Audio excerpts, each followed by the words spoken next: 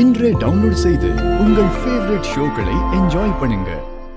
ஓ, என்ன லக்ஷ்மி, வயித்து பொழப்புக்காக பேப்பர்ல ஜாப் தேடிட்டு இருக்கியா? அதுவும் இல்லாம உனக்கு இருக்க குவாலிஃபிகேஷனுக்கும் கம்யூனிகேஷனுக்கும் ஏதாவது பெரிய வேலை கிடைக்கும்னு நினைச்சிட்டு இருக்கியா என்ன? எனக்கு தெரிஞ்சு தினமும் பேப்பர்ல இதே மாதிரி சர்க்கிள் போட்டு இன்டர்வியூ அட்டெண்ட் பண்றது, இன்டர்வியூ சொதப்புனதும் மூஞ்ச தூக்கி வச்சுக்கிட்டு வீட்டுக்கு வந்து சேர்றது. இத தவிர உன் வாழ்க்கையில வேலைக்கு போற அதிர்ஷ்டம் வரும்னு எனக்கு தோணல.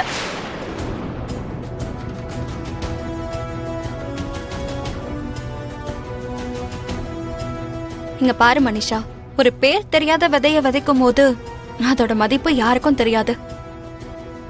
ஆனா அதுக்கப்புறம் அது முளைச்சு வளர்ந்து பெருசானதுக்கு அப்புறம் அது ஒரு பெரிய மரமா மாறி 10 பேருக்கு நிழல் கொடுக்கும் போதுதான் தெரியும் அதோட மதிப்பு. நானும் இப்ப உனக்கு அந்த பேர் தெரியாத விதை மாதிரி தான் உன் கண்ணுக்கு தெரியல.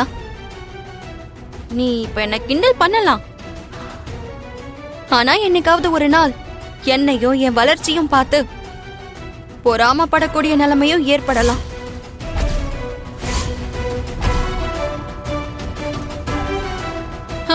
நீ கண்ணை திறந்துகிட்டே கனவெல்லாம் நல்லா காணுவனு எனக்கு நல்லா தெரியும் லக்ஷ்மி.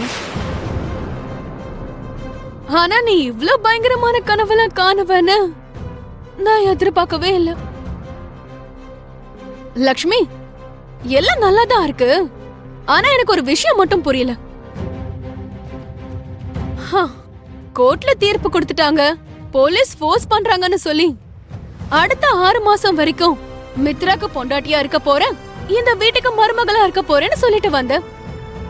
ஆனா இப்போ நான் வேலைக்கு போக போறேன், ஊரை சுத்த போறேன்னு சொல்றப்ப இந்த வீட்ல உனக்கு என்ன வேலை?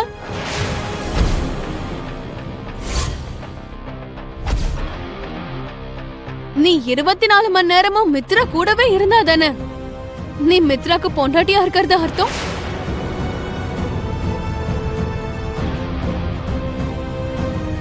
இப்பவே மித்ரா ஆபீஸ் போனதுக்கு அப்புறம் எப்படியும் அவன் பக்கத்துல உன்னால இருக்க முடியாது. அதுக்கப்புறம் அவன் வீட்டுக்கு வந்ததுக்கு அப்புறமும் அவன் ரூம்ல உன்னால இருக்க முடியாதுல்ல? இதுல நீ வேலைக்கு போறேன்னு சொல்லி கிளம்பி போனா மித்ரா கூட நீ பொண்டாட்டியா வாழ்றதுக்கு உனக்கு எப்படியும் டைமே இருக்காதுல்ல?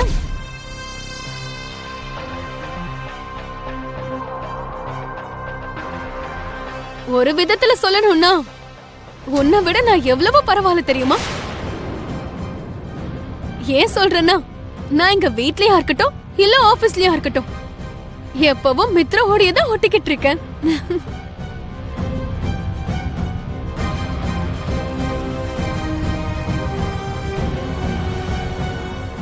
மித்ரா என் கழுத்துல தாலி மட்டும் தான் கட்டல, ஆல்மோஸ்ட் பொண்டாட்டியா நான் தான் வாழ்ந்துட்டு இருக்கேன்.